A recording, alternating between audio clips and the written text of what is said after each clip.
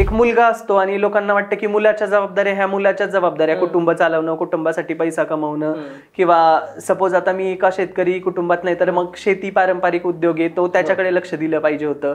हे सगळ्या गोष्टींना मलाही फेस करावं लागलं. 2 वर्ष मी घरी सांगितलंच नाही की मी मेकअप आर्टिस्ट झालो किंवा लोकांपर्यंत मी माहीत झालो की मी मेकअप आर्टिस्ट आहे. मग क्वालिटीचं काम मी लोकांना द्यायला लागलो. त्यावेळेस लोक मला अप्रोच करायला लागले. मी कमी वेळेमध्ये जास्तीत जास्त पैसा मला ह्या फील्डमधनं मिळत गेला. त्यामुळं मग कुटुंबाचा एक दृष्टिकोन बदलला की एखादा मुलगा घरातून महिनाभर जाईल आणि त्याला महिन्याचा पगार मिळतो, तो मला एका दिवसात मिळायला लागला.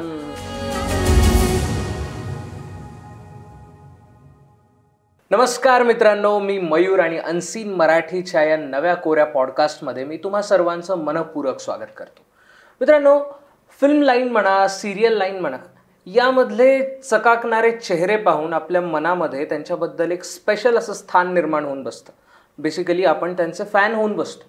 पण त्यांच्या या चकाकणाऱ्या लुक मागे जर कोणी खरे हिरो असतील तर ते आहेत मेकअप मॅन. तेच लोक असतात जे त्यांच्या खऱ्या चेहऱ्यापासून त्यांना कोणत्या तरी वेगळा चेहरा देतात. असेच एक अनुभवी व कौशल्यपूर्ण मेकअप आर्टिस्ट शंतनुजी ताडगे आज आपल्या सोबत आहेत, ज्यांना सिरियल आणि फिल्म इंडस्ट्रीमध्ये मेकअपचा तब्बल 8 वर्षांचा अनुभव आहे. ॲडव्हर्टिजमेंट, ब्युटी प्रोडक्ट्स आणि TV सिरियल्स यामध्ये मेकअप आर्टिस्ट म्हणून त्यांना 8 वर्षांचा अनुभव देखील आहे. तर सर, तुमचं खूप खूप स्वागत आहे अनसीन मराठीच्या या पॉडकास्ट. धन्यवाद सर. तर सर, मेकअप करणं और मेकअप आर्टिस्ट होणं ही स्वतःमध्येच एक इतकी युनिक गोष्ट आहे की कोणी चटकन असं म्हणत नाही लहानपणीच की मला मेकअप आर्टिस्ट व्हायचंय. नाहीतर लहानपणी सगळ्यांचं पहिलं स्वप्न हेच असतं की ऍक्टर व्हायचं नाहीतर क्रिकेटर व्हायचंय. तर या सगळ्या गदारोळामधून तुम्हाला तुमची डेस्टिनेशन, तुमचं फायनल स्थान हे की मला मेकअप आर्टिस्टच व्हायचं, हे कधी ठरलं आणि काय होतं तो प्रवास? बेसिकली मी स्वतः एका शेतकरी कुटुंबात जन्मलेला मुलगा आहे. माझं बॅकग्राऊंड असं काहीच नव्हतं की मी कुठल्या फिल्म इंडस्ट्रीशी रिलेटेड माझे काही लोक होते किंवा मेकअपशी रिलेटेड इंडस्ट्रीमध्ये काही लोक होते, असं माझं काहीच बॅकग्राऊंड नव्हतं. फर्स्ट ऑफ ऑल मला लहानपणापासून पेंटिंग, ड्रॉइंग ह्या सगळ्या गोष्टींकडे एक थोडासा कल होता. आणि त्याच्यानंतर हळूहळू मी सोशल मीडियावरती जे टिकटॉक किंवा जे काही फीचर्स होते जे यूज करता करता मी अनेक मेकअपशी रिलेटेड रील्स वगैरे बघायचो, व्हिडिओज बघायचो. त्यातून असं जाणवलं की आपणही त्याच्यामध्ये जाऊ शकतो, म्हणजे काहीतरी काम करू शकतो. पण प्रामुख्याने ह्या सगळ्या गोष्टींचा विचार करताना माझी पार्श्वभूमी, जे मी शेतकरी फॅमिलीमधनं आहे किंवा मी एक मुलगा म्हणून आहे आणि मला ह्या क्षेत्रामध्ये काम करायचंय, तर हा सगळ्यात मोठा माझ्यासाठी एक प्रॉब्लेम होता की मी ह्या कुटुंबातून जाऊन एक काहीतरी वेगळ्या दुनियेमध्ये जाऊन काम करेल की नाही हीच शाश्वती नव्हती, किंवा करू शकेल हे पण माझ्यासाठी तेवढं पॉसिबल नव्हतं की मी जाऊन करेल म्हणून. तर ह्या सगळ्यात स्टार्ट करताना सुरुवातीला मी मेकअप आर्टिस्ट ह्या फील्डमध्ये येण्याचं सुरुवातीला जेव्हा ठरवलं, ज्यावेळेस मी टिकटॉक किंवा यासारख्या गोष्टी बघत होतो, त्यावेळेस मी असंच एका मेलकडे अट्रॅक्ट झालो की तो पण आर्टिस्ट होता आणि तो पण खूप चांगल्या पद्धतीने काम करत होता. आणि त्याच्याकडे अट्रॅक्ट होऊन मला असं वाटलं की चला मी पण काम करू. पण ज्यावेळेस मी हा विचार केला त्यावेळेस मला सगळ्यात पहिलं असं वाटलं की मी शेतकरी कुटुंबातला एक मुलगा आहे आणि मी जर ह्या फील्डमध्ये जाईल तर लोक मला काय बोलतील. समाजामध्ये बेसिकली हे बायकांशी रिलेटेड फील्ड आहे, म्हणजे ह्याच्यामध्ये आपण मेकअप करायचं चाललं तरी बायकाच पाहिजेत किंवा कॉस्मेटिक चाललं तरी लेडीजच आल्या, सगळ्या गोष्टी म्हणजे हे एक असं वाटायला लागलं की एक बायकांचंच फील्ड बनलेलं आहे. पण तिथं जाऊन आपण काम करायचं त्यासाठी एक मनापासूनची इच्छाशक्ती किंवा एक स्ट्रेंथ तयार करावी लागली पहिली. आणि फॅमिलीला सांगायचं कसं की मला मेकअप आर्टिस्ट बनायचंय, हा सगळ्यात मोठा विषय होता की ज्याच्यामध्ये मला माझ्या फॅमिलीचा खूप मोठा सपोर्ट मिळाला. माझी मम्मी असेल किंवा माझ्या 3 बहिणी असतील किंवा त्याचबरोबर माझी बायको पण असेल. लोक जनरली आज मी बघतोय की सगळी मुलं मेकअप आर्टिस्ट झालेले की जे अनमॅरिड आहेत, पण मी मॅरिड, माझं लग्न झाल्याच्या नंतर मी ह्या फील्डमध्ये आलो. सगळ्यात पहिले मला माझ्या बायकोने सपोर्ट केला की मी सपोर्ट करते, मी काही बोलत नाही, आई काही बोलत नाहीये, तर तुला काय प्रॉब्लेम आहे तू मेकअप आर्टिस्ट होण्यासाठी. कारण मी सगळ्यात पहिल्यांदा तिला मेकअप आर्टिस्ट बनवण्याकडे माझा कल होता की हे बायकांचं फील्ड आहे तर तू कर आणि थोडंसं ग्रो हो. की जनरली पार्लर किंवा हे जे बेसिक ट्रीटमेंट करणारे लोक ते सगळीकडेच असतात, तर तो थोडं प्रो आर्टिस्ट हो, म्हणजे तुझी एक वेगळी ओळख निर्माण होईल. पण प्रत्येकाची काही ना काही एक वेगळी मेंटॅलिटी असते किंवा प्रत्येकाची मानसिकता वेगळी असते, तर तिने त्याच्याकडे स्वतः न वळता मला त्याच्यामध्ये पुश केलं. थोडक्यात सांगायचं झालं तर मी त्याच्यामध्ये पुश केलं गेलं. मला मी असं स्वतः होऊन माझं कधीच फ्लो नव्हतं की मी मेकअप आर्टिस्ट बनेल किंवा मला व्हायचंय किंवा मला त्या फील्डकडे माझं अट्रॅक्शन आहे, असं काहीच नव्हतं. आणि ह्या सगळ्यामुळे मी एका आर्टिस्टला भेटलो. सुरुवातीला मी त्याला भेटायला गेलो त्यावेळेस मला असं वाटलं की तो पण मुलगा आहे, मी पण मुलगा आहे, चला मी एक असं वाटलं होतं की माझं होईल इथे काहीतरी. पण त्याच्याकडे जेव्हा मी गेलो त्यावेळेस त्याचा एक वेगळाच ऑरा होता. तो बघून मला असं वाटलं की नाही, आपलं काहीच होणार नाही इथं. कारण तो एका हाय एंड इंडस्ट्रीमध्ये काम करत होता, चांगल्या क्लासमधनं होता आणि मी एकदमच बेसिक ठिकाणावरनं आलेलो होतो, एकदमच रुरल एरियामधनं आलेलो होतो. जरी एज्युकेटेड असलो तरी एक मनामध्ये गिल्ट असतो की आपण समोरच्या लोकांमध्ये जातो आणि समोरच्या लोकांमध्ये आपण तेवढं ओपन होऊ शकतो का, नाही होऊ शकतो का, न्यूनगंड कायमच असतो. मग सो मी तिकडं थोडंसं हेच ठेवून होतो, एक मर्यादेतच राहिलो होतो सुरुवातीला. पण त्याने मला एक विश्वास दिला की तू आर्टिस्ट होऊ शकतो, कारण तुझ्यामध्ये ते गट्स आहेत, तू करू शकतो, मी जर करू शकतोय तर तू पण होऊ शकतो. सो मग मी तिथून पुढे एक कम्फर्ट मध्ये गेलो आणि त्याच्याकडे मी करणारे क्लास किंवा त्याच्याकडे मी जॉईन होणारे ह्या सगळ्या गोष्टी माझ्या प्रोसेस कम्प्लीट केल्या आणि मग मी त्याच्याकडे हळूहळू जायला लागलो. असं माझी एंट्री ह्या फील्डमध्ये झाली. आज एवढं सक्सेसफुल तुम्ही या फील्डमध्ये आहात, एवढ्या वर्षांचा अनुभव तुम्ही साचवलेला आहे, तर यानंतर तुमच्या घरचे ज्यांनी तुम्हाला सपोर्ट केला असेल किंवा नाही केला, ते आता या गोष्टींकडे कसे पाहतात? ऍक्च्युली त्यांचा दृष्टिकोन सुरुवातीला मी जसं मगाशी सांगितलं तसंच की सुरुवातीला मला या गोष्टींपासून सपोर्ट हा प्रकार काही नव्हताच फॅमिलीमधून. कारण एक मुलगा असतो आणि लोकांना वाटतं की मुलाच्या जबाबदाऱ्या ह्या मुलाच्याच जबाबदाऱ्या, कुटुंब चालवणं, कुटुंबासाठी पैसा कमवणं, किंवा सपोज आता मी एका शेतकरी कुटुंबात नाही तर मग शेती पारंपरिक उद्योग आहे तो त्याच्याकडे लक्ष दिलं पाहिजे होतं. हे सगळ्या गोष्टींना मलाही फेस करावं लागलं. मला 3 बहिणी आहेत. तर मी ज्यावेळेस मेकअप आर्टिस्टचा कोर्स कम्प्लीट केला किंवा मी मेकअप या फील्डमधने माझ्या जे काही शिक्षणाच्या गोष्टी कम्प्लीट केल्या, त्या गोष्टी कम्प्लीट केल्यानंतर 2 वर्ष मी घरी सांगितलंच नाही की मी मेकअप आर्टिस्ट झालोय. इव्हन मी माझ्या वडिलांना पण सांगितलं नव्हतं की मेकअप शिकण्यासाठी मी घरातून बाहेर जातोय. मी रोज बॅग भरायचो, डबा भरायचो, बाहेर जायचो. मला विचारायचे कुठं जातोय, मी सांगायचो मी जॉब करतोय, मी एका जॉबसाठी जातोय, मी मेकअप शिकण्यासाठी जातोय किंवा मी काहीतरी आर्ट शिकतोय, हे मी कुणालाच सांगितलं नव्हतं.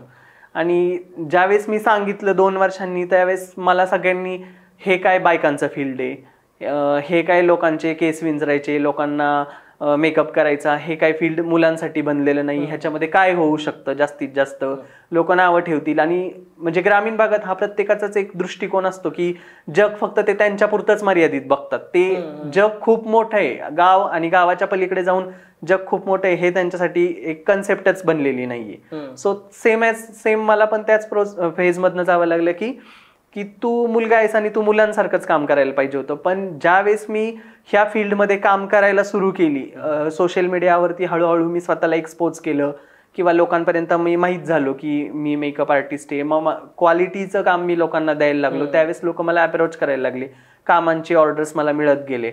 सो मग त्यावेळेस कुटुंबाला जे काही लागणारा जो पैसा होता, म्हणजे कमीत कमी वेळेमध्ये जास्तीत जास्त पैसा मला ह्या फील्डमधनं मिळत गेला. त्यामुळं मग कुटुंबाचा एक दृष्टिकोन बदलला की हा चला हा काहीतरी कमवतोय, एक चांगली अमाऊंट येते की जी अमाऊंट एखादा मुलगा घरातून महिनाभर जाईल आणि त्याला महिन्याचा पगार मिळतो तो मला एका दिवसात मिळायला लागला.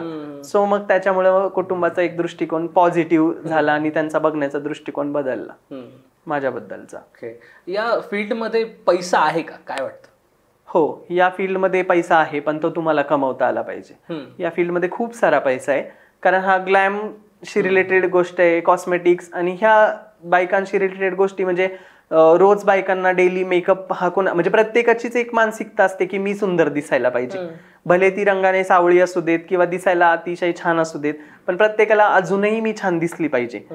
मग हा फील्ड असा आहे की तो कधीच बंद होऊ शकत नाही. कारण अगदी छोट्या मुलीपासून ते अगदी म्हाताऱ्या बाईपर्यंत जर आपण विचार केला किंवा एखाद्या वयोवृद्ध स्त्रीपर्यंत आपण जाऊन विचार केला तर आपल्याला आठवतं की त्यांना मेकअप हा पाहिजेच असतो, त्यांना स्वतः छान दिसणं गरजेचंच असतं. सो हे फील्ड बंद नाही होऊ शकत.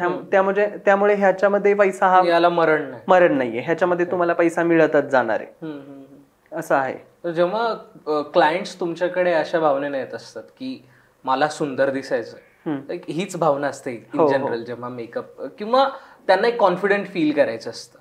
तर जेव्हा तुमच्याकडे क्लायंट मेकअपचा अप्रोच घेऊन येतात तेव्हा तुम्हाला एक्झॅक्ट तुमचा काय अप्रोच असतो त्याच्याबद्दल? फर्स्ट ऑफ ऑल ज्यावेळेस आपल्याला क्लायंटची इन्क्वायरी येते किंवा क्लायंटचे डिमांड्स असतात, क्लायंट आपल्याला सोशल मीडियावरती विचारतात किंवा जी आपली माउथ टू माउथ पब्लिसिटी झालेली असते तिकडून आपल्याला क्लायंट मेकअपसाठी आपल्याला पहिल्यांदा अप्रोच करतात, त्यावेळेस हाच विचार येतो मनात की आपण जर त्यांनी आपल्याकडे काहीतरी एक पॉझिटिव्हली आपल्याला अप्रोच केले तर आपण पण त्यांना 101% काम दिलं पाहिजे. पहिली गोष्ट की जेणेकरून ते क्लायंट आपल्याकडे रिपिटेटिव्हली झालं पाहिजे किंवा त्यांच्या थ्रू आपल्याला अनेक रेफरन्स मिळाले पाहिजे. सो तोच अप्रोच असतो की तुम्ही आमच्याकडे येताय तर आम्ही पण तुम्हाला तुमचं 101% देऊन तुम्हाला सॅटिस्फाईड करून देऊ शकतो. म्हणजे तेवढ्या क्वालिटीचा आम्ही मेकअप करून देऊ शकतो, हेअरस्टाईल्स करून देऊ शकतो आणि तुम्हाला छान दिसवू शकतो. कधी रिझल्ट त्यांना हवा तसा नाही आला म्हणून काही वेगळे तुम्हाला अनुभव आलेत का? हो, एक्झॅक्टली येतात. ही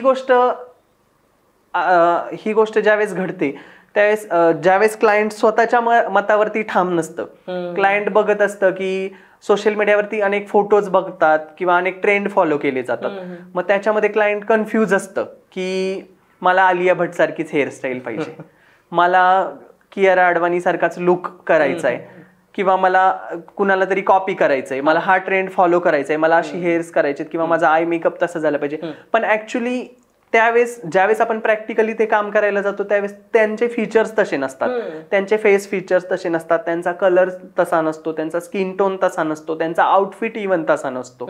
मग ह्या सगळ्या गोष्टी मॅटर केल्या जातात. मग ज्या काही गोष्टी आहेत त्या गोष्टींमध्येच तुम्हाला कॉपी करून दिलं जातं किंवा तुमचा एक लुक क्रिएट केला जातो, त्यातल्या त्यात एक तुम्हाला same to same look create करण्याचा प्रयत्न केला जातो. पण क्लायंटला अगदी 101% त्याच्यामध्ये मिळू शकत नाही, कारण आलियाच असते आणि तुम्हीच असता, ते कॉपी होऊ शकत नाही. यावेळेस क्लायंट मग समजून घेतलं तर ठीक आहे, अदरवाईज मग नाही घेत, काही क्लायंट समजून घेत नाही. एक अट्टहास असतो की मला असंच पाहिजे. आय मेकअप त्यांनी कुणाचा तरी वेगळाच बघितलेला असतो, पण त्यांचे ऍक्च्युअली आईज छोटे असतात किंवा त्यांचे हुडेड आईज असतात ज्याच्यावरती आय मेकअप दिसू शकत नाही. ज्यांचे आई सॉकेट छान असतात, बोल्ड आईज असतात, त्यांच्यावरती आय मेकअप इझिली दिसू शकतो. म्हणजे अगदी आपण ओपन आईजने जरी बघितलं तरी दिसू शकतो. आणि जे आपल्याला फोटोज वगैरे दाखवलेले असतात ते कुठेतरी एडिटेड असतात किंवा ते फोटोग्राफर, सिनेमॅटोग्राफर त्यांच्या वेने शूट करून ते प्रेझेंट केले जातात आणि त्याच्यामुळे तुम्ही त्याच्याकडे अट्रॅक्ट झालेला असतात. तुम्ही प्रत्यक्षदर्शी जेव्हा ते बघाल त्यावेळेस तेही तुमच्यासारखेच असतात, ते दिसत नाही, कारण त्याच्यासाठी त्यांना वेळ दिलेला असतो. मेकअप करण्यासाठी ते 3-3 तास वेळ देतात आणि आपल्याला 15 मिनिटात आलिया भट बनणं पॉसिबल नसतं. कारण क्लायंट असेच येतात. हे जर तुम्ही क्वेश्चन विचारला, हे क्लायंटची मेंटॅलिटी जे असतात की त्यांच्याकडे वेळ कमी असतो आणि त्यांना रिझल्ट जास्त हवी असतो, असे क्लायंट्स आपल्याला मिळून जातात. ओके. आणि आता या मेकअप बद्दल बरेचदा खूप काउंटर आर्ग्युमेंट्स मी तरी असे ऐकले की म्हणजे काही जण असं म्हणतात की जर आम्ही कॉन्फिडंट फील करत असू तर वाय नॉट आम्ही मेकअप केला पाहिजे. आणि आणखी एक असतात की काय गरज आहे मेकअपची, एव्हरीवन इज ब्युटिफुल, सगळेजण सुंदर आहेत. मग या दोन आयडिओलॉजी मध्ये तुम्ही कुठे स्टँड करता? ऍक्च्युली मेकअप केला पाहिजे इकडं मी स्टँड करेल, कारण ते माझं प्रोफेशन आहे, तिकडून मला अर्निंग होतंय, तिकडून मला क्लायंट्स मिळतात, तर ऑब्व्हियसली मी त्यांच्याच साईडनी जाईल. आणि काही लोक असे असतात की ते त्यांच्या एज ग्रुप वाईज असतात किंवा त्यांच्या मनामध्ये एक न्यूनगंड असतो की मी कधीच मेकअप केलेला नाहीये, म्हणजे मी लहानपणापासून कधी मेकअपच केलेला नाहीये, मी काही वेअरच करत नाही मेकअप, सो मला तो चांगला दिसेल का, मला ते मी आय मेकअप मी काजळ लावले तर मग मला ते काजळ चांगलं दिसत नाहीये, का दिसत नाही तर ते माझ्या डोळ्यातनं उतरतं. मग त्याच्या पाठीमागं जी टेक्निक आहे किंवा टेक्निक वापरून जर ते अप्लाय केलं तर ते उतरत नाही. मग हे अशा लोकांचा प्रॉब्लेम्स असतो की नाही का, मला मेकअप दिसत नाहीये चांगला किंवा मी मेकअपच करणार नाही, मी आहे तशीच सुंदर दिसते. किंवा मेकअप केला आणि आपण जर त्यांचा स्किन टोन रिच केला, हाय केला किंवा आपण स्किन टू स्किन मेकअप केला तरी ते बोलतात की मी आधी होती तशीच छान दिसत होते, आता मी वेगळीच दिसायला लागले. हे लोक असे असतात की जे कधीच मेकअप करत नाही आणि अचानक कधीतरी त्यांना मेकअप करण्याची वेळ येते, त्यावेळेस त्यांच्या मनामध्ये असा प्रश्न येतो की मला मेकअप चांगला दिसत नाहीये किंवा मी असं नाही. त्या लोकांच्या बाजूने स्टँड करणं ऑब्व्हियसली मला नाही आवडणार. ओके. हा खूप छान मुद्दा मांडला तुम्ही, तो न्यूनगंड जो असतो ना. कारण पर्सनली मी कधी मेकअप नाही केला ऑनेस्टली, घरी फार फार तर पॉन्ड्सची पावडर लावली असेल मी, त्याच्यावर मी फारसं नाही केलेलं आहे. तर हा असतो भाव न्यूनगंड. तर ते काय सायकोलॉजिकली कसं वर्क करतं ते त्या ठिकाणी, की म्हणजे काय येतो तो न्यूनगंड? हेच की त्या लोकांनी कधी हे प्रोडक्ट्स बघितलेले नसतात, त्यांच्यापर्यंत हा मेकअप ही कन्सेप्ट तेवढी पोहोचलेली नसते. म्हणजे जनरली तुम्ही किंवा मी लहानपणी किंवा सुरुवातीला आपण हेच करत आलेलो असतो की बस कुठलं तरी हेअर ऑइल अप्लाय करणे किंवा पॉन्ड्स लावणे बस, आणि मॉइश्चरायझर कधीतरी ज्यावेळेस आपण विंटर सीझन असेल आणि स्किन ड्राय होते की आपली स्किन ऑइली आहे हा प्रकारच आपल्याला माहित नसतो, तो आपल्याला बेसिक नॉलेजच नसतं. त्यावेळेस आपल्याला प्रोडक्टची माहिती किंवा प्रोडक्ट विषयी जाणून घेण्याची गरजच पडलेली नसते. त्यावेळेस हा न्यूनगंड तयार होतो लोकांमध्ये की मेकअप मला कधी करायची गरजच आलेली नाही आणि मी आता का करू तो मेकअप. हे मुलांमध्ये फार पाहायला मिळतं, मुलांमध्ये खूप प्रमाणात. आणि मुलं आज अशी मुलं आहेत की ज्यांना स्वतःचं स्किन केअर करणं माहित नाहीये, म्हणजे दिसायचं स्किन टोन पण माहित नसतो किंवा त्यांना दिसायचं छान असतं, कुणीतरी आपल्याकडे बघावं, कुणीतरी आपल्याला अप्रोच करावा अशा अपेक्षा असतात, पण ऍक्च्युली तो तुमचा जो ब्युटी सेन्स आहे तोच तुमच्याकडे नसतो. त्यावेळेस तुम्हाला हा प्रश्न निर्माण होतो. ओके.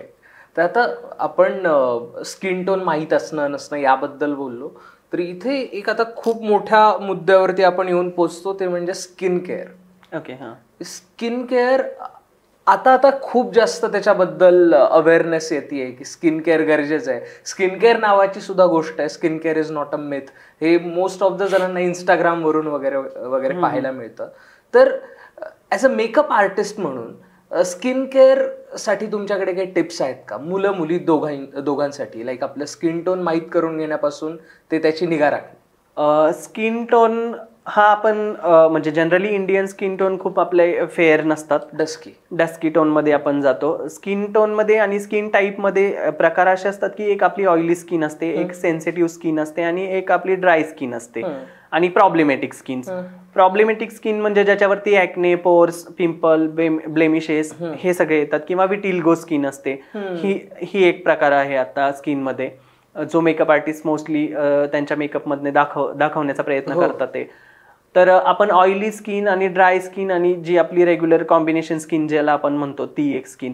तर त्याचं स्किन केअर करण्यासाठी तुम्ही तुमचा स्किन टाईप तर तुम्हाला रेग्युलर माहितच असतो की तुमच्या स्किन मधनं जर नाकांच्या दोन्ही साईडनी जर तुमच्या ऑइल रिप्रोड्यूस होतंय किंवा तुमच्या फोरहेड वरती थोडंसं चमकतंय असं तुम्हाला वाटत असेल तर ऑब्व्हियसली तुमची स्किन ऑइली आहे, हे तुम्ही समजून जायची गोष्ट आहे. तर तो तुमचा टी झोन ऑइली झालेला असतो. आणि ज्यावेळेस तुम्ही तुमच्या स्किनवरती अगदी व्हाईट रॅशेस आल्यासारखे वाटत असेल तर तुमची स्किन ड्राय आहे, ज्याला हायड्रेशनची गरज आहे.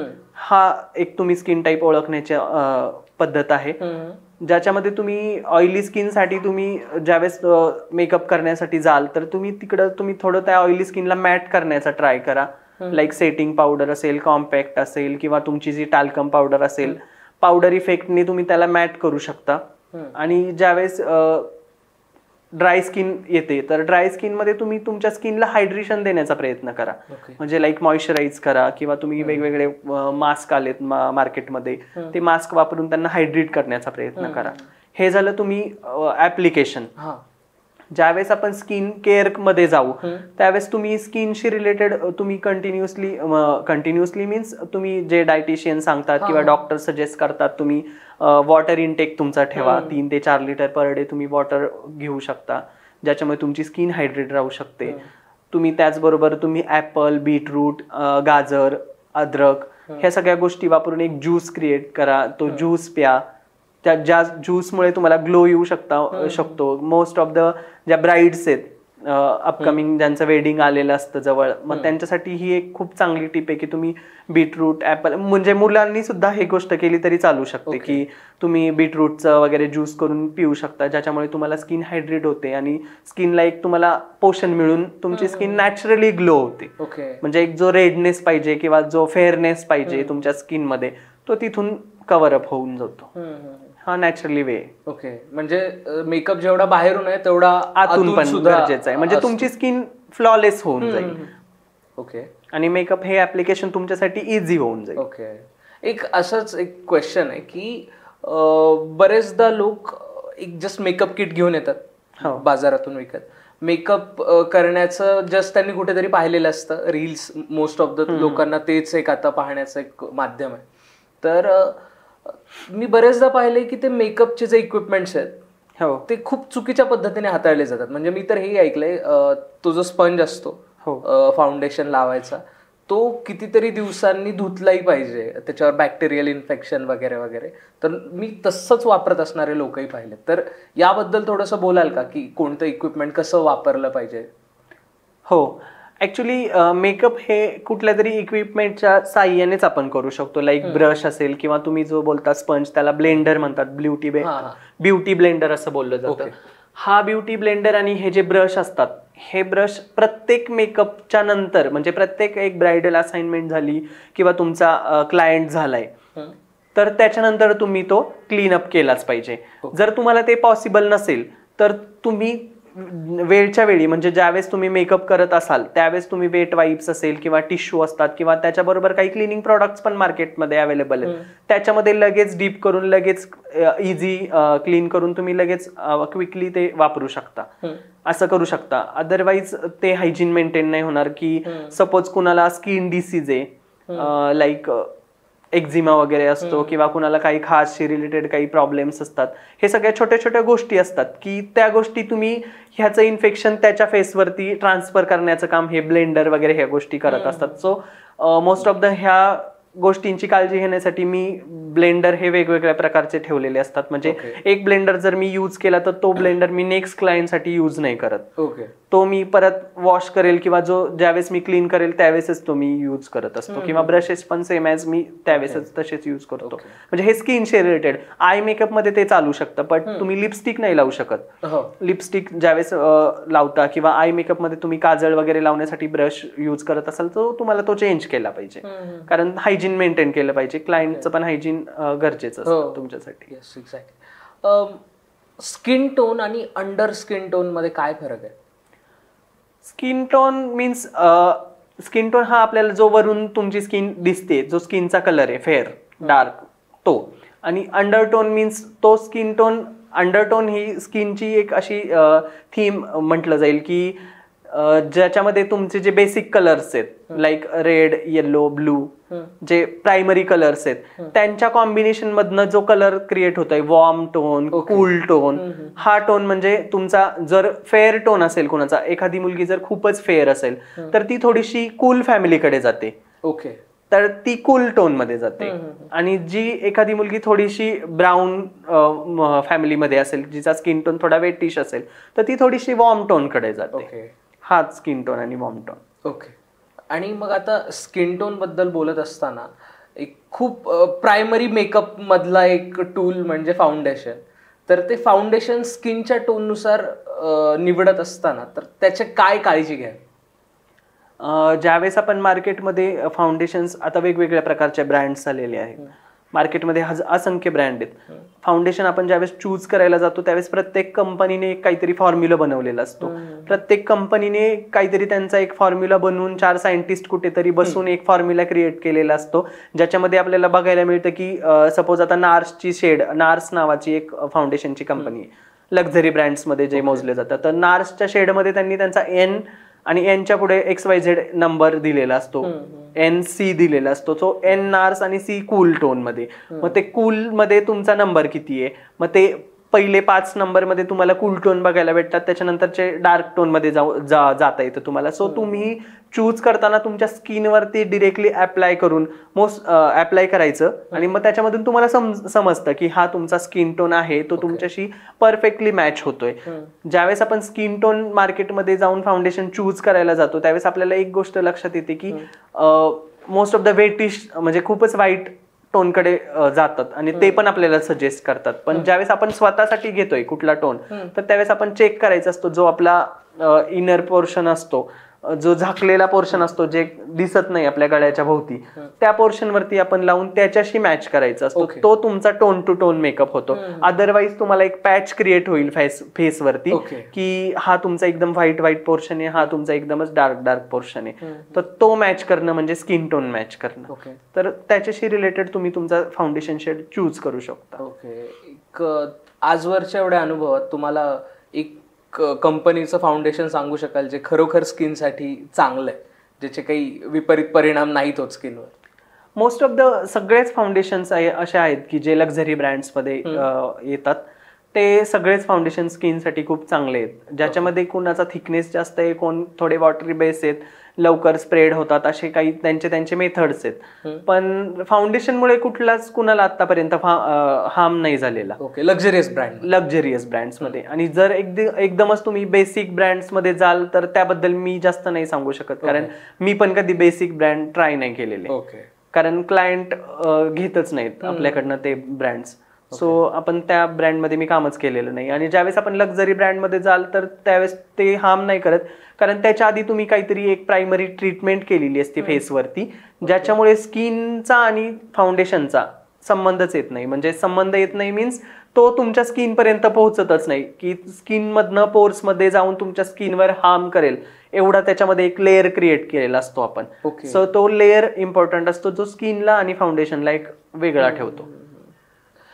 मेकअपच्या ट्रेंड्समध्ये एक नवीन पाहायला मिळतो, तो म्हणजे नो मेकअप लुक. तर नो मेकअप लुक नावाला आहे, पण तरी मेकअप केला जातो, तर ही नक्की काय भानगड आहे? नो मेकअप लुक ही अशी कन्सेप्ट आहे की ज्याच्यामध्ये मेकअप हा तर कंपल्सरी केलाच जातो. नो मेकअप लुक मीन्स की ज्याच्यामध्ये तुम्हाला न्यूड शेड, जे जास्त कलर व्हायब्रंट नसतात, एकदम ब्राऊन फॅमिली किंवा एकदम स्किनशी related tone, skin to skin दिसणारे प्रोडक्ट्स, ते वापरून जो मेकअप केला जातो. म्हणजे तुमची स्किन आहे बट त्याच्यावरती तो जो कॅनव्हास आहे त्याच्यावरती सगळे शेड्स, न्यूड शेड वापरले जातात कलर्सचे, तो टोन वापरून जो आपण मेकअप करतो तो म्हणजे makeup look. No makeup look. आणि तो मोस्ट ऑफ द आता हे जे टीव्ही सिरियल्स किंवा ऍक्टर्स यांचे जे वेडिंग झालेत त्यांनी फॉलो केलेलं आहे, त्यांना बघून आता जनरल लोक आपले नो मेकअप लुक फॉलो करत आहेत, जो सगळ्यांनाच आवडतो. की आणि नो मेकअप लुक हा दिसताना खूप प्रिटी दिसतो, जो आपण अगदी ओपन सनलाईट मध्ये जाऊन जरी बघितला तरी आपल्याला एकदम सटल्ड वाटतो की हिच्या चेहऱ्यावरती काही थोपलेलं नाहीये, जे पॅची वर्क नाही केलेलं, जे काही थोपलेलं नाही, असं वाटतं की ही हिची नॅचरल स्किनच आहे आणि ती नॅचरली ग्लो करते. It's called no makeup. थोपण्याहून मला आठवलं की बहुतांश लग्नांमध्ये जेव्हा आपण जातो तर ब्रायडल मेकअपचा जो पार्ट असतो ते खरोखर थोपलेल्यासारखं मेकअप करतात, आणि विचारलं कितीचा मेकअप आहे तर 21,000 25,000. तर हे कोण लोक आहेत? ऍक्च्युली हे थोपणारे लोक असे असतात की ज्यांना मेकअप बद्दलचं प्रॉपर नॉलेज नसतं, ज्यांनी ती प्रोसेस फॉलो केलेली नसती, जी मेकअपसाठी जे काही तुमची 1 2 3 4 अशी स्टेप्स फॉलो करून मेकअप जो करतो आपण, तो स्टेप्स मध्ये कुठल्या स्टेप्स त्यांनी मिस केलेल्या असतात किंवा ज्याचं त्यांना परफेक्ट नॉलेज नसतं, अशा लोकांकडनं हे असं वर्क होऊ शकतं, पण कमावून निघतं. आणि तो त्यांचा लक फॅक्टर आहे की तो त्यांना क्लायंट त्यांच्याकडनं करून पण घेते आणि त्यांना पे पण करते. ओके, असं आहे. ते आता तुम्ही स्टेप बाय स्टेप मेकअप बद्दल बोलला की टप्प्याटप्प्याने, तर तो काय असतो स्टेप बाय स्टेप मेकअप, एकदा थोडं सांगू शकाल? Yes, step by step makeup म्हणजे जसं मी मगाशी सांगितलं की स्किनवरती आपण फाउंडेशन अप्लाय करताना आपण त्याच्यामध्ये एक लेअर क्रिएट करत असतो. तो लेअर जो बनवणे ती एक खूप मोठी स्टेप आहे, ज्याला आम्ही आमच्या मेकअपच्या लँग्वेजमध्ये CTMP असं बोलतो. C means cleansing, T means toning, M म्हणजे मॉइश्चरायझिंग आणि P म्हणजे प्रायमरी. CTMP हे 4 प्रोसेस असतात आणि ह्या 4 प्रोसेस एक ठराविक वेळेमध्ये केले जातात. म्हणजे एक प्रोसेस झाली 2 मिनिटं होल्ड केलं, 2 प्रोसेस सेकंड प्रोसेस केली, थोडासा होल्ड, थर्ड प्रोसेस नंतर थोडासा होल्ड आणि त्याच्यानंतर 4th प्रोसेस. हा जो करतो आपण ह्याला म्हणतात CTMP. आणि ही CTMP ह्याच्यामध्ये तुमच्या फेसवरती पहिले क्लिन्झिंग केलं जातं, ज्यामध्ये तुमची डेड स्किन वगैरे ह्या सगळ्या गोष्टी आम्ही प्री कन्सल्टेशन मध्ये सगळ्या गोष्टी चेक केलेल्या असतात किंवा त्यांच्याबरोबर आमचं बोलणं झालेलं असतं. मग आपण त्याच्यामध्ये त्यांचं क्लिन्झिंग म्हणजे फेस क्लीन करणं, ज्याच्यावरचे डस्ट पार्टिकल किंवा क्लायंटनी पहिला मेकअप केलेला आहे का, स्वतः मेकअप करून आलेले असतात, जे स्वतःच लिप बाम लावतात जे रेड कलर मध्ये येतो, मग ते लिपस्टिक क्लीन करणं किंवा आय मेकअप क्लीन करणं, हे सगळ्या प्रोसेस क्लिन्झिंग मध्ये येतात. त्याच्यानंतर आपण टोनिंग करतो, ज्याच्यामध्ये वेगवेगळ्या ब्रँडचे आपण टोनर यूज करतो किंवा शीट मास्क यूज करतो, ज्याच्यामुळे तुमच्या स्किनला हायड्रेशन मिळतं. म्हणजे जी स्किन तुमची ड्राय आहे किंवा ऑइली आहे हे सगळं चेक करून ही सगळी प्रोसेस केली जाते. मग त्याच्यामध्ये तुम्हाला हायड्रेशन मिळून दिलं जातं स्किनला, एक पोषण मिळतं. आणि त्याच्यानंतर मग आपण करतो मॉइश्चरायझिंग. जर स्किन ड्राय असेल तर मॉइश्चराइज केलं जातं स्किनला, नसेल तर तिकडं मॉइश्चरायझिंग ही स्टेप आपण स्किप करतो. आणि लास्ट वन इज प्रायमरिंग. प्रायमर ही एक अशी गोष्ट असते की ज्याच्यामध्ये तो ज्या स्किनवरती आपले पोर्स असतात छोटे छोटे, ज्याच्या थ्रू आपल्याला स्वेटिंग होत असतं. काहींचे खूप ओपन पोर्स असतात, काहींचे खूप म्हणजे प्रत्येकालाच पोर्स असतात पण खूप मिनिमल पोर्स असतात ज्याच्या थ्रू आपल्याला स्वेटिंग होतं. आणि ज्यावेळेस आपण मेकअप करतो, म्हणजे मोस्ट ऑफ द जे लोकांनी प्रायमरिंग नाही केलेलं त्यांनी मेकअप केलेला असतो आणि त्यांचा मेकअप क्रॅक होतो, जे रेषा रेषा दिसतात, किंवा मेकअप केलाय तरी पण खूप सारा स्वेट आलेला असतो, ओघळतो तो मेकअप. हा स्टॉप करण्यासाठी प्रायमर ही एक खूप इम्पॉर्टंट गोष्ट आहे की जे तुमचं जे पोर्स आहेत ते पोर्स आपले तात्पुरते मिनिमलाइज करते, ना की ते बंद करते.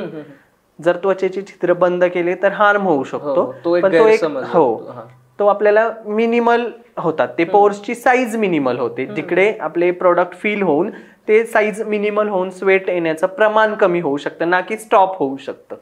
कारण तुम्ही ऍक्च्युली एक सजीव व्यक्ती असता आणि तुम्हाला तिथं स्वेटिंग स्टॉप नाही होणार, किंवा तुम्ही एखादी निर्जीव गोष्टीवरती हे ऍप्लिकेशन नाही करत. आपण सजीव आहे, सो तुमचं ते होतच राहणार, फक्त त्याचं प्रमाण कमी होणार आणि त्याच्यामुळे तुमचं ऑक्सिडायझेशन होणार नाही, आणि ऑक्सिडाइज नाही झाल्यामुळे मेकअप तुमचा टिकून राहणार आणि ग्रे नाही होणार. ऍज इट इज तुम्हाला लॉंग लास्टिंग मिळून जाणार. ही एक स्टेप बाय स्टेप प्रोसेस आहे जी मेकअप मध्ये सुरुवातीला फॉलो केली जाते. आणि त्याच्यानंतर मग तुमचा जर स्किनवरती प्रॉब्लेम असेल, जर तुमचा डिस्कलरेशन असेल किंवा पिगमेंटेशन असेल, पिंपल्स असतील, प्रॉब्लेम्स असतील, किंवा काही लोकांना खुणा असतात चेहऱ्यावरती, लहानपणी कुठे कोच वगैरे पडलेली आहे, कुठं ऍक्सिडेंट झालेला आहे, मग एक मार्क तयार झालेला असतो, तो मार्क हाईड करणे, ह्याच्यासाठी मग कन्सिलिंग वगैरे ह्या पुढच्या प्रोसेस आल्या. तुम्ही आता पिंपल बद्दल बोललात, तर हे बरेचदा पाहायला मिळतं की उद्या फंक्शन आहे आणि आज रात्री पिंपल आलाय. तर असं काही असतं का की एका रात्रीत तो पिंपल लपवता येईल किंवा घालवता येईल? ऍक्च्युली पिंपल जो लपवता येऊ शकत नाही, पिंपल हा लपवण्यासारखी गोष्ट नाहीये, तो दिसतो, त्याचा एक बंप क्रिएट होतो फेसवरती.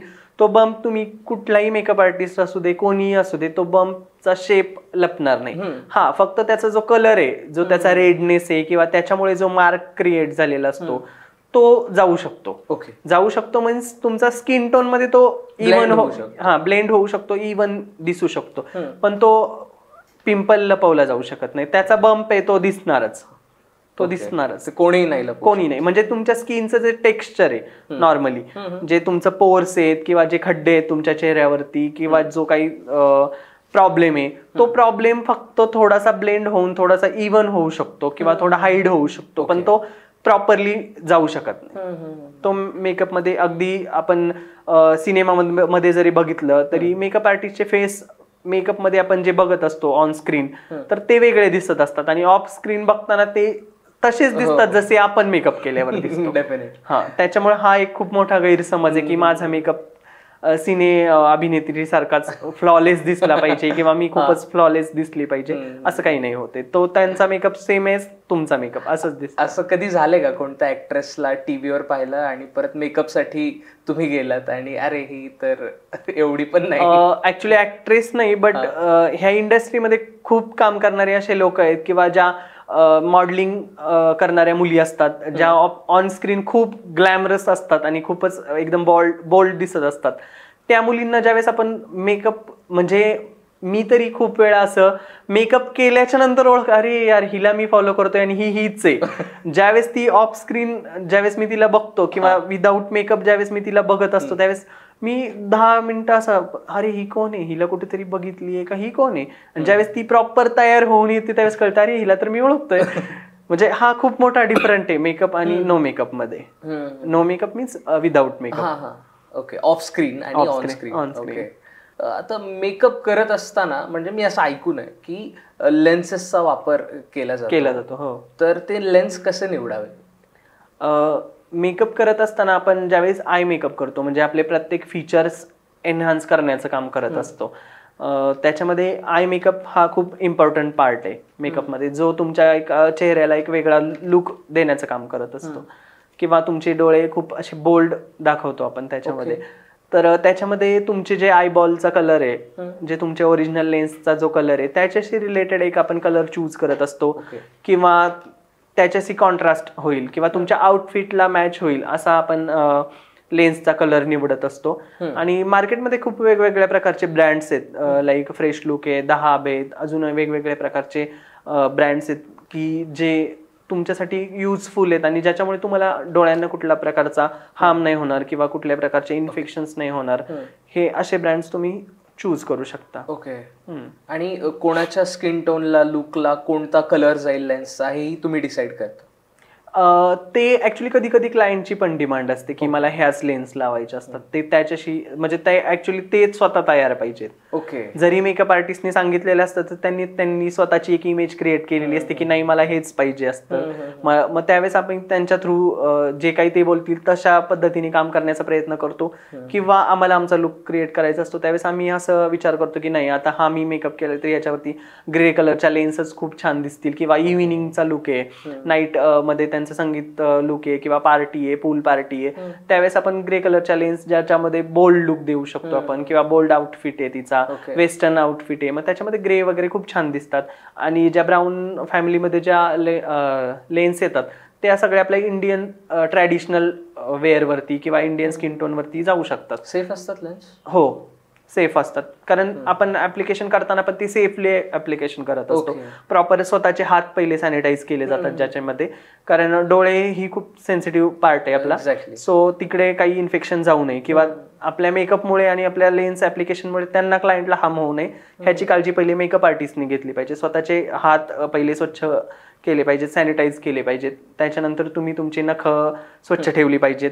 ज्या मुली most of the makeup artist आहेत ज्या नेल एक्सटेन्शन्स करतात त्यांनी काहीतरी टूल्स येतात लेन्स लावण्यासाठी, तर ते लेन्स लावण्यासाठीचे टूल्स वापरूनच ते लेन्स ऍप्लिकेशन केले पाहिजेत, ना की तुमच्या फिंगरने लेन्स तिथं ठेवल्या पाहिजेत, ज्याच्यामुळे त्यांच्या डोळ्यांना त्रास झाला नाही पाहिजे. करतात काही मेकअप आर्टिस्ट? हो, मोस्ट ऑफ द सगळ्याच मेकअप आर्टिस्ट असतात मुली स्पेशली, त्या नेल आर्ट करून आलेले असतात आणि ट्रेंड आहे ना नेल आर्ट करणं, मग त्या नेल आर्ट करून येतात. आणि नेल आर्ट केल्यावरती ज्यावेळेस आपण दुसऱ्यांच्या डोळ्यात लेन्स पुट करण्याचा टाइम येतो त्यावेळेस समोरच्याला काहीतरी एक आपल्या डोळ्यामध्ये एक काहीतरी येतंय ही एक फिलिंग क्रिएट होती, त्याच्यामुळे मग ते वायबल होऊन जातात क्लायंट.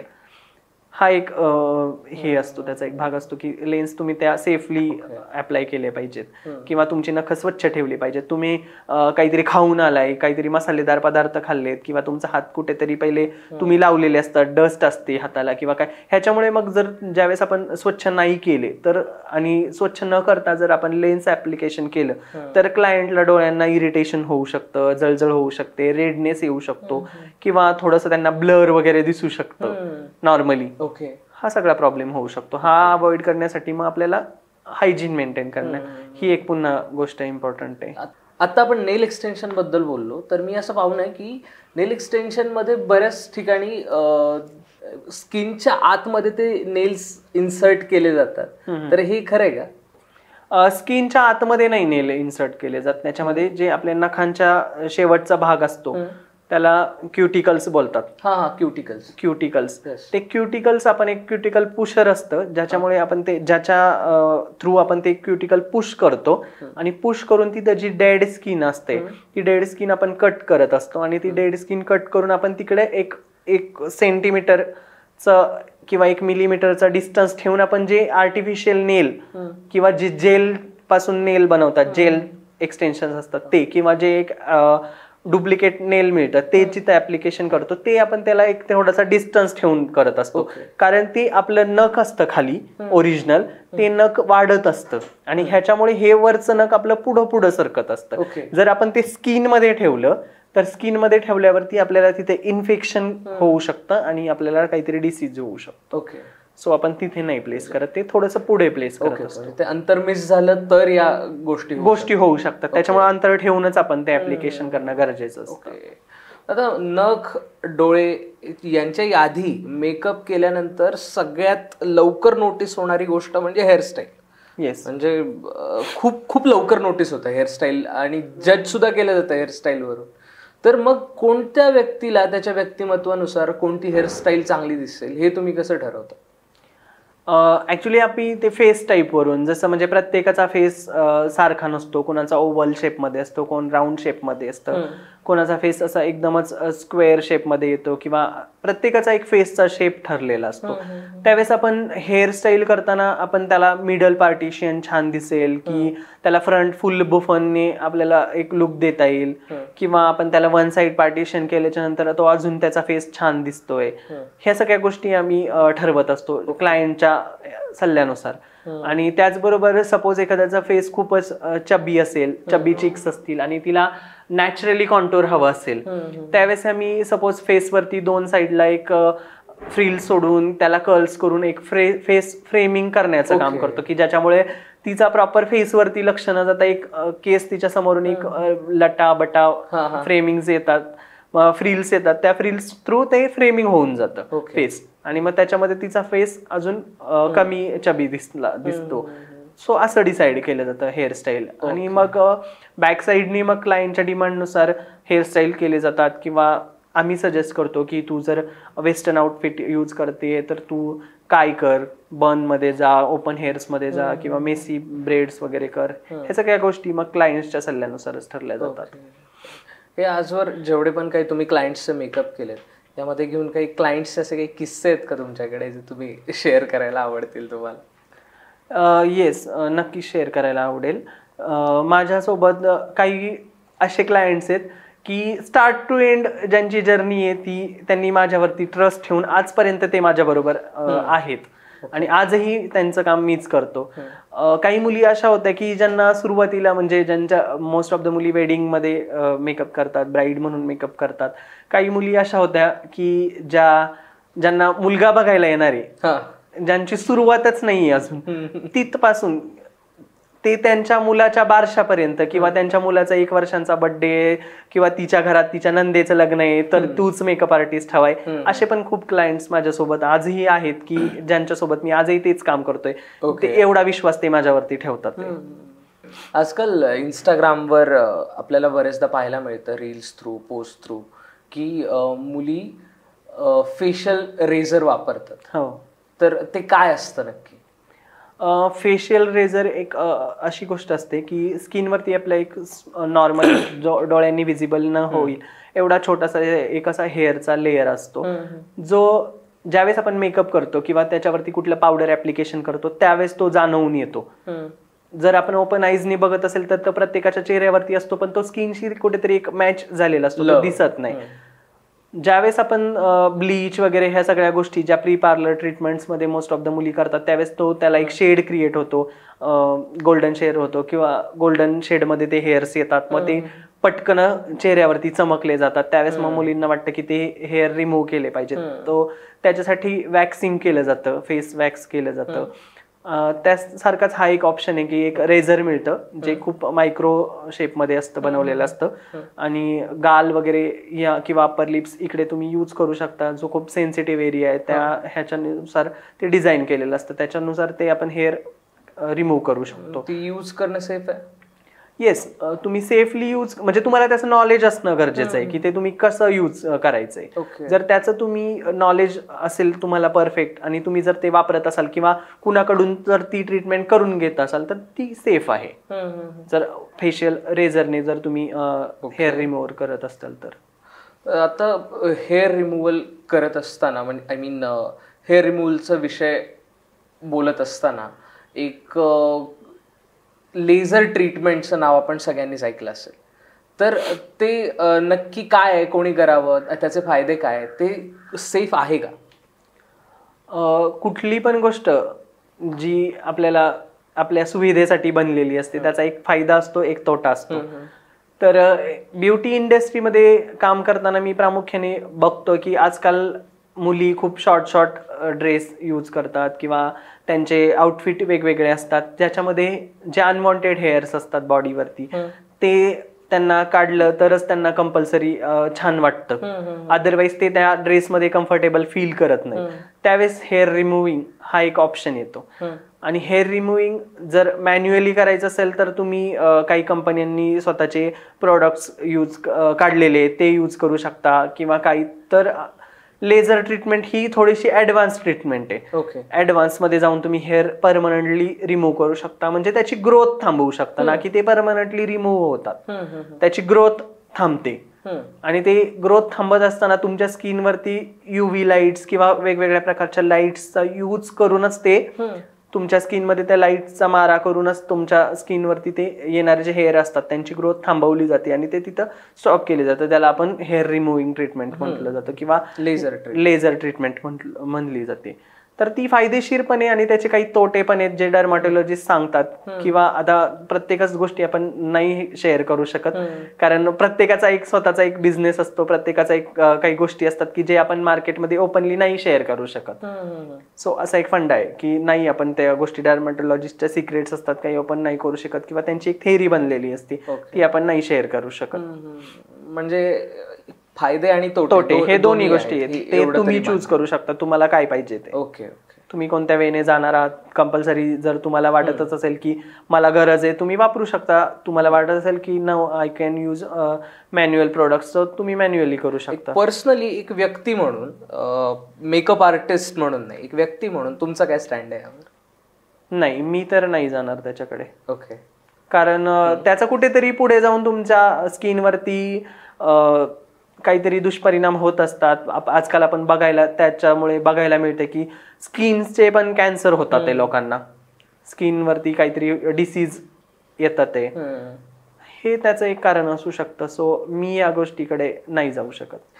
मेकअप आर्टिस्ट असून सुद्धा याचं भान तुम्हाला आहे, ऐकून खरंच छान वाटलं. हो, कारण खूप सारे मेकअप आर्टिस्ट सजेस्ट करतात मुलींना की फेशियल हेअर रिमूव्ह करा, की ज्याच्यामुळे तुमचा स्किन, म्हणजे स्किनला एक कॅनव्हास बोलतो आपण, तुमचा कॅनव्हास जर क्लीन असेल तर तुमचं पेंटिंग स्मूथ होईल. सो तो एक सरफेस जो असतो स्किनचा तो क्लीन असेल तरच मेकअप ग्लो दिसेल किंवा ग्लोईंग दिसेल, तुमची स्किन छान दिसेल, ही एक चुकीची समजूत आहे. जर क्लायंट कम्फर्टेबल नसेल तर तुम्ही जर तेवढे सक्षम मेकअप आर्टिस्ट असाल तर तो रिझल्ट तुम्हाला देता आलाच पाहिजे. त्याच्यासाठी स्किन वरचे हेअर रिमूव्ह करणं नॉट कंपल्सरी. म्हणजे ते कंपल्सरीच नाहीये, तुम्ही सांगू किंवा फोर्स करू शकत नाही की तू ते हेअर रिमूव्ह कर म्हणून. ओके. आणि ज्या मुली आज मॉडेलिंग इंडस्ट्रीमध्ये काम करतात किंवा फॅशन इंडस्ट्रीमध्ये काम करत असतात त्या मुली स्किन केअर करत असतात किंवा त्या स्किनला त्या मेंटेन करत असतात, कारण त्यांचा तो एक सोर्स ऑफ अर्निंग आहे, ज्या डेली कुणाच्या तरी पेजवरती स्वतःचा फेस दिसत असतो त्यांचा. सो त्यांच्यासाठी ते करू शकतात आणि ते करतात, कारण त्यांना ते मेकअप आर्टिस्टला कम्फर्टेबल पण होतं आणि मुलींना पण एक डेली वेअर साठी ते त्यांच्या वापरू शकतात, ते हेअर रेझर वगैरे हे सगळ्या गोष्टी करू शकतात. आता स्किनवरचे हेअर रिमूव्हल्स, फेसवरचे केस काढणं, यामध्ये आणखी एक मुद्दा असा येतो की जे मी तुम्हाला विचारलं की मुली जे रेझर वापरतात तर त्या रेझरना घेऊन त्यांच्या मनात असा एक गैरसमज असतो की त्याने आणखी केस दाट येतात का, आणि त्याने काही मेकअपवरती, पुढच्या भविष्यातल्या मेकअपवरती काही परिणाम होतो का? बेसिकली मी हे सांगेल की ॲक्च्युली मुळातच जे फेसवरती हेअर्स असतात त्याचा मेकअपला कुठल्याच प्रकारचा अडथळा येत नाही, ज्याच्यामुळे मेकअपला काही असं नाहीये की मेकअप हेअर असेल तर मेकअप होऊ शकत नाही किंवा ते इनविजिबल होऊ शकत नाहीयेत. ह्या सगळ्या गोष्टी मेकअपमध्ये काहीच अडथळा आणत नाहीत. पण ही जी हेअर रिमूव्हिंग ही जी कन्सेप्ट आहे हे मुलींच्या माइंडमध्ये स्वतः क्रिएट केलेली गोष्ट आहे की फेसवरचे अनवॉन्टेड हेअर्स पण हटवायचे. सो त्याचा काहीच परिणाम होत नाही. आणि जरी त्यांनी ते ट्रीटमेंट केली, हेअर रिमूव्हल गोष्टी वापरल्या किंवा रेझर वगैरे वापरले की ज्याच्यामुळे ग्रोथ येते, किंवा काहींची कन्सेप्ट असते की ग्रोथ डबल पॉवरने येते किंवा दाट होऊ शकते, ह्या गोष्टींमुळे मेकअपला काहीच प्रॉब्लेम येत नाही. मेकअपला म्हणजे मेकअप हटू शकत नाही किंवा काहीच नाही, तुमचा बेस तेवढाच फ्लॉलेसली होऊ शकतो. पण केस दाट येतात का रेझरच्या वापराने? ते तुमच्या हार्मोन्स वरती डिपेंड आहे की केस दाट येतात की नाही येते. काहींना ग्रोथच नसते तेवढी, काही काहींना खूप लेट येतात. ते तुमचा हार्मोनल इनबॅलन्स किंवा बॅलन्स वरती डिपेंड असतं. प्रत्येकाची केस वेगळी. प्रत्येकाची केस वेगळी. तर आता पॉडकास्टच्या शेवटच्या टप्प्यात येत असताना एक सिंपल प्रश्न मला तुम्हाला विचारायचा आहे. प्रश्न म्हणल्यापेक्षा मेकअपच्या कोणत्याही 5 टिप्स द्या. मेकअपच्या 5 टिप्स म्हणजे तुम्ही स्किन केअर करा. स्किन केअर जर तुमचं छान असेल तर ऑब्व्हियसली तुम्ही नॅचरली ग्लो करायला सुरुवात कराल. नॅचरली ग्लो करताना तुम्हाला एक गोष्ट जाणवेल की तुम्हाला मेकअपमध्ये खूप साऱ्या गोष्टी करण्याची गरज नाहीये. म्हणजे अगदी तुम्ही कमीत कमी प्रॉडक्ट्समध्ये तुम्ही तुमचा मेकअप करू शकता आणि कमीत कमी गोष्टी तुम्हाला परचेस करावे लागतील. त्याच्यामुळे तुमचा एक बजेट पण सेट होऊन जाईल आणि तुम्हाला ती फिनिश पण मिळून जाईल. ओके. आता एवढ्या वर्षांचा तुम्हाला अनुभव या क्षेत्रामध्ये आहे, तर भविष्यात त्या क्षेत्रामध्ये येणाऱ्या लोकांना, मुलांना तुम्ही काय संदेश देऊ इच्छिता? भविष्यात जी मुलं मेकअप इंडस्ट्रीमध्ये किंवा ज्या मुली मेकअप इंडस्ट्रीमध्ये एंट्री करण्याचा विचार करत आहेत त्या मुलांसाठी एकच सांगेल की ज्यावेळेस तुम्ही मेकअप शिकताय, तुम्हाला मेकअप किंवा मेकअपशी रिलेटेड इंडस्ट्रीमध्ये तेवढं अट्रॅक्शन वाटतंय, सो तुम्ही अशा लोकांना निवडा की ज्या नॉलेजमध्ये परफेक्ट आहेत, ज्यांच्याकडे नॉलेज खूप आहे, ते तुम्हाला खूप साऱ्या नॉलेजने फुलफिल करू शकतात. ना की तुम्ही फक्त ते मेकअप इंडस्ट्रीमधल्या त्या लोकांच्या फॉलोईंग क्राऊड किती आहे किंवा ते स्वतः कसे दिसतात ते किंवा ते स्वतःला एक्सपोज कसे करतात ते किती लक्झरी लाईफ जगतात हे सगळ्या गोष्टींना फॉलो न करता तुम्ही त्या व्यक्तीकडे नॉलेज किती आहे आणि तो व्यक्ती तुम्हाला नॉलेजने किती परिपूर्ण बनवू शकतो असा एज्युकेटर निवडा. आणि अशा एज्युकेटरकडे तुम्ही क्लासेस, कोर्सेस किंवा त्यांचे काही शॉर्ट टर्म कोर्सेस असतील ते कोर्सेस करून तुम्ही या फील्डमध्ये येऊ शकता. त्यांचं मार्गदर्शनमुळे तुम्हाला या फील्डचे वेगवेगळे पैलू बघायला मिळतील.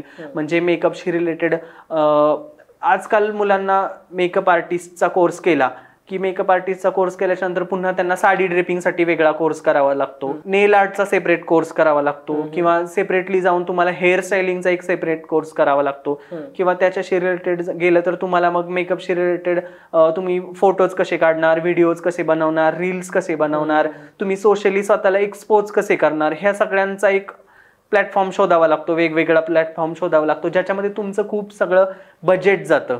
तुम्हाला प्रत्येक ठिकाणी वेगवेगळे फीज पे करावे लागतात, प्रत्येक ठिकाणी जाऊन वेगवेगळ्या एज्युकेटरला शोधावा लागतो आणि तुमचा वेळ तिथं जातो. तर तुम्ही एकच असा गुरु निवडा किंवा एकच असा एज्युकेटर निवडा की ज्याच्याकडे जाऊन तुम्हाला ह्या सगळ्या गोष्टी कम्प्लिटली एका प्लॅटफॉर्मवरती मिळून जातील आणि तुम्ही तिथं सेट होऊ शकता आणि जो तुम्हाला येणाऱ्या फ्युचरमध्ये तुमच्या करिअरला सुद्धा गाईड करू शकतो. ना की फक्त लिमिटेड टाइम की मी तुमच्याकडनं मेकअपसाठी फीज घेतली आणि मग मी तुम्हाला तेवढंच गाईड करेन आणि नेक्स्ट मी तुम्हाला तुमच्या प्रॉब्लेम्समध्ये काही सोल्युशन्स देणार नाही किंवा काही असं नाही होऊ शकत. ओके. गायडन्ससाठी काही क्लासेस पण असतात का? हो, गायडन्ससाठी क्लासेस पण असतात. माझे स्वतःचे पण एज्युकेशन क्लासेस आहेत की मी स्वतः पण एक एज्युकेटर आहे. माझी स्वतःची एक अकॅडमी मी स्पेशली ग्रामीण एरियामध्ये सुरू केलेली आहे की ग्रामीण एरियामध्ये खूप सारे मुलं असे आहेत की ज्यांना मेकअप शिकायचं आहे किंवा मेकअप ह्या फील्डमध्ये जायचंय पण त्यांना पुणे, मुंबई किंवा जे काही मेट्रो सिटीज आहेत इथं जाणं पॉसिबल नसतं किंवा एक महिना राहणं पॉसिबल नसतं किंवा तिथला क्राऊड आणि हा क्राऊड त्यांच्यासाठी खूप वेगळा असतो. मुलांच्या मनामध्ये एक गोष्ट अशी येत असते की इंग्लिश ही जी लँग्वेज आहे ही इंग्लिश लँग्वेजच त्यांचा एक खूप मोठा इगो बनलेला असतो की मला इंग्लिशच येत नाहीये आणि मग मी आता पुढे काम कसं करणार, मला सोशल मीडियाच येत नाहीये किंवा मला इंस्टाग्रामच येत नाहीये, मला युट्यूबवरती डाटा किंवा कंटेंट टाकताच येत नाहीये, मी स्वतःला सोशली एक्सपोजच नाही करू शकत आहे. सो त्या मुलांसाठी जे मुलं ग्रामीण एरियात येतात स्पेशली की जेव्हा ज्या विमेन्स आहेत, ज्या हाऊसवाईफ्स आहेत, त्यांच्यासाठी मी रुरल एरियामध्येच माझी स्वतःची एक अकॅडमी चालू केलेली आहे जिथे मी माझे मेकअपचे क्लासेस आणि त्याचबरोबर मी एकाच कोर्समध्ये हे सगळे कोर्स कस्टमाइज करून देत असतो. ओके. हा किती दिवसांचा कोर्स आहे? हा बेसिकली हा 60 दिवसांचा कोर्स आहे आणि एक 45 दिवसांचा कोर्स आहे. तर त्याच्यामध्ये मी makeup, basic to advance makeup, basic to advance hair styling, त्याचबरोबर skin preparations, sari draping, nail art, flower jewellery making आणि सोशल मीडिया मार्केटिंग, ह्या सगळ्या गोष्टी मी एका कोर्समध्ये मुलांना देण्याचा प्रयत्न करत असतो. That's so great of you की या फील्ड बद्दल कोणी गायडन्स देणारा असं फारसं नाही पाहायला मिळत की ज्यांना कोणाला मेकअप फील्डमध्ये जाण्याची आवड आहे त्यांना कोणी एक स्पेसिफिक असा गाईडच नसतो की काय करू, कुठे जाऊ, कुठून सुरुवात करू, ते काय वाचू, याच्याबद्दल काही कल्पनाच नसते. तर त्याबद्दल खरंच खूप खूप धन्यवाद आमच्या प्रेक्षकांच्या वतीने तुम्हाला, की तुम्ही या मुद्द्यावरती काहीतरी बोललं, की ज्यांना कोणाला मेकअप सारख्या एका भलत्याच आउट ऑफ द बॉक्स क्षेत्रामध्ये येण्याची इच्छा आहे, त्यांना तुम्ही गायडन्स देण्याची तयारी दाखवली, त्यांना तुम्ही बेसिकली गायडन्स दिला. त्यासाठी खरंच तुमचे खूप खूप धन्यवाद. आज तुम्ही आमच्या स्टुडिओत आलात आणि आमच्या ऑडियन्सला एवढ्या सगळ्या गोष्टींबद्दलचं नॉलेज दिलं, तर त्यासाठी मी अनसीन मराठीकडून तुमचे खरंच खूप खूप आभार मानतो. Thank you so much. अनसीन मराठीने मला स्वतःला एक प्लॅटफॉर्म उपलब्ध करून दिला, की मला मेकअप आणि मेकअपशी रिलेटेड असणारे क्वेश्चन्स आन्सर्स, की जे अनेक मेकअप आर्टिस्टचं बिझनेस स्टक होऊन राहिलंय किंवा जे स्वतः एका ठिकाणी अडकलेत, अशा लोकांसाठी बोलण्याची मला एक संधी निर्माण करून दिली. त्याबद्दल अनसीन मराठी आणि तुमचे मनापासून धन्यवाद. Thank you so much. तर अशाच प्रकारच्या नवनवीन व्यक्तींना भेटण्याकरिता आणि नवनवीन पॉडकास्ट पाहण्याकरिता अनसीन मराठी चॅनलला सबस्क्राईब करा. आणि जर का तुम्हाला हा पॉडकास्ट आवडला असेल तर या व्हिडिओला लाईक करा आणि शेअर करा आणि तुमची मतं कमेंट सेक्शनमध्ये नोंदवा. धन्यवाद.